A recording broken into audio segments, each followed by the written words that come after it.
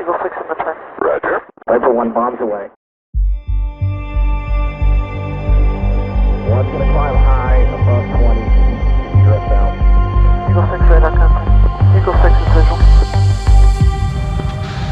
And it goes left.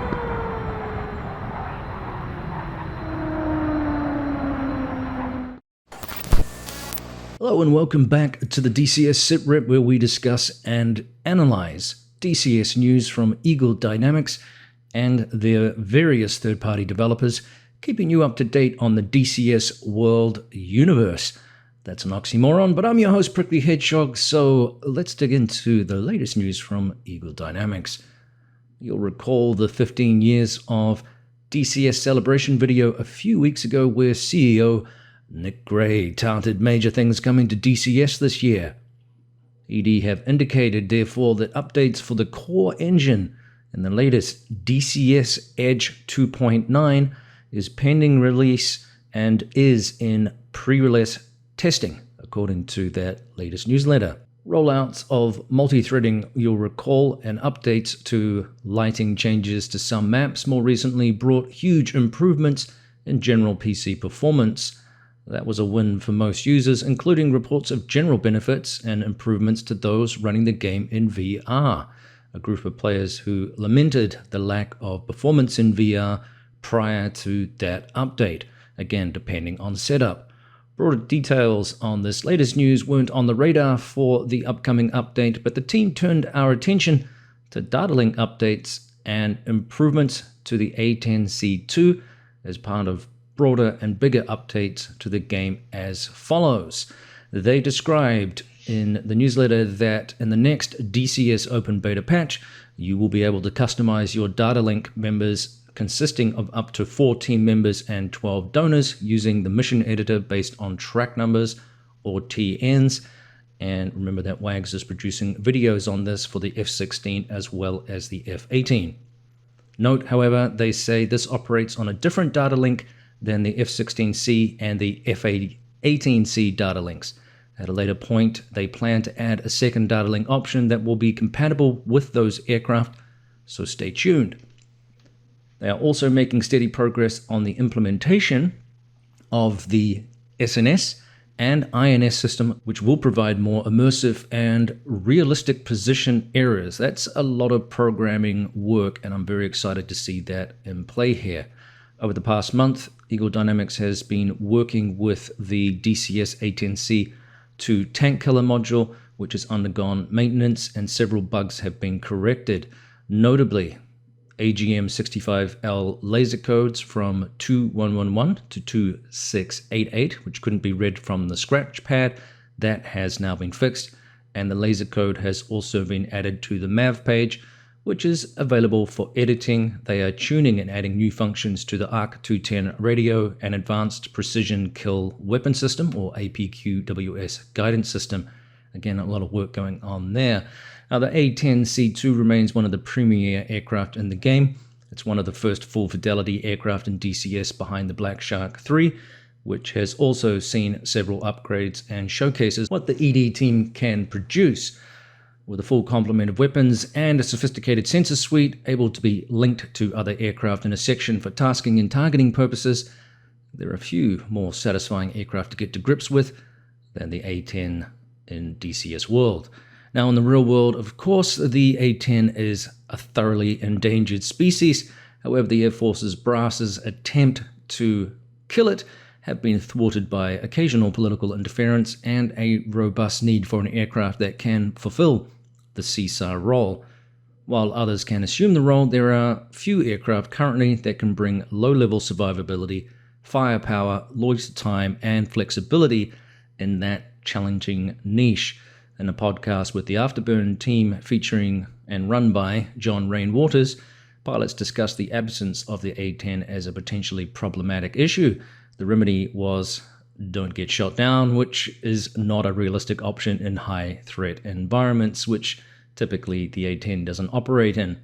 And so decades after it was first deployed as a tank killer and numerous upgrades later, the Warthog has stubbornly dug itself in as one of the go-to CAS and CSAR aircraft despite threats from expensive rivals like the F-35 to replace it. So hopefully it sticks around because it is a phenomenal aircraft and a favorite amongst troops looking for CAS in the game. While it is a beast to fly and certainly a challenge to get to grips with. It's a very complex aircraft these days and a lot of fun to fly. So shifting back to ED and 2.9 Edge, well, we were short on details there apart from what we got from Eagle Dynamics, so we'll have to wait and see what next week's, or actually this week's patch now brings in terms of updates beyond the mentioned ones. It's been some time since the last Edge update, and I know how many have been asking about improvements regarding Vulkan API and other tweaks associated with multi-core support for what we really have now, which is increasingly powerful CPUs, which are mated to increasingly powerful GPUs, and then high bandwidth RAM components. ED's proprietary game software was not really able to interface efficiently with modern hardware if you're new to the game, which has hampered, in my opinion, the ability for ED to produce a workable dynamic campaign, which I also get asked about a lot. Now, the whereabouts of that campaign is anyone's guess. It is loosely described as being worked on by various ED spokespeople, but the specifics of its release and its development haven't been revealed to the community yet. So it's a matter of hurry up and wait. Any improvements in the engine room of the game to boost performance while still providing palatable eye candy in what is a very competitive market for PC gaming environments is going to be good stuff for Eagle Dynamics and us as community members. So let's see what this week brings. Now, in other news not covered by the newsletter this week, I was excited to see Grinelli Designs getting access to a living example of an F-100D, in this case the airframe flown by General Goddard, listed as number 56295. The team published several photos for our enjoyment on X as they work feverishly to bring this Cold War stalwart to life in the game sometime hopefully soon. Similarly, Ismail Jorda has been working with Aegis, who also bring to life the Mirage F-1BE. This is the two-seat training version of the single-seat aircraft, which is already in game if you're not familiar. Wonderful looking little aircraft. And that is coming along nicely based on these exciting screenshots that hopefully you're looking at. Also busy has been Baltic Dragon, who based on the number of Discord alerts I get, has been pummeling bugs in his various campaigns and sorting out workarounds for immersion improvements in what looks like one of his new campaigns, The Gamblers, which is featuring the F-16. One of these includes using the crypto button in the F-16 cockpit as an F-10 menu option to reply to commands that normally require a spacebar press. You can, he describes in a short video, map this to the HOTAS, which I think a lot of pilots will enjoy. Again, it just eliminates extra button presses, especially if you're in VR. As I said, he's also revealed that the Gamblers campaign for the F-16 is set for release here soon, hopefully. And this one, remember, features none other than the pilot I mentioned previously, John Rain Waters, who was an F-16 demo pilot who helped with professional guidance for the campaign and voiceover work. Baltic Dragon has been a great link to pilots like John Rain Waters, as well as other work with people like Vincent Aiello and Ward Carroll, among others. It is a tremendous boost for the game to have professional input from current and former pilots, and I thoroughly recommend his campaigns for modern aircraft. If you're looking for World War II stuff, then you can't go wrong with Reflected Simulations. He's your go-to there for those kinds of things, as well as a couple of F-14 campaigns. And don't forget too, there are some really exciting mission sets with some Sedlo. These are free for the F-15E, the Inherent Resolve missions, and he has those also for the F-18 and the F-16 as supplemental missions. No doubt we'll get some campaigns for the F-15 in the future. I don't know who's working on those at this current juncture, but stay tuned is the short answer there. So that pretty much wraps up this week's newsletter. Not a whole lot. It was a reference to a professional group of pilots on Discord that you can hook up with. This was the virtual 303 or 303rd Fighter Group, which is a US-based multiplayer group that flies the A-10, the F-16, and the F-15. Many of these members have actually served in the US Armed Forces or are real-world instrument-rated pilots, so the level of professionalism is certainly right up there, according to the ED blurb here. And of course, I've had similar interactions with the Air Warfare Group as well, which is a closed group unfortunately. And as you saw from Juice, we did sort of go our separate ways a little bit earlier this year over the summer, as Juice was looking at some different directions and not getting tied exclusively to DCS World, and looking to tighten up some of the things that he wanted to do.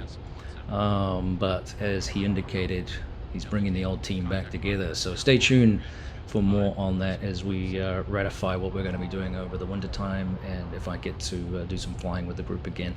We'll see how time allows and all that kind of stuff. It's a difficult thing to do, to get a lot of people together to train and fly together. It's just it's challenging when everyone's got busy lives.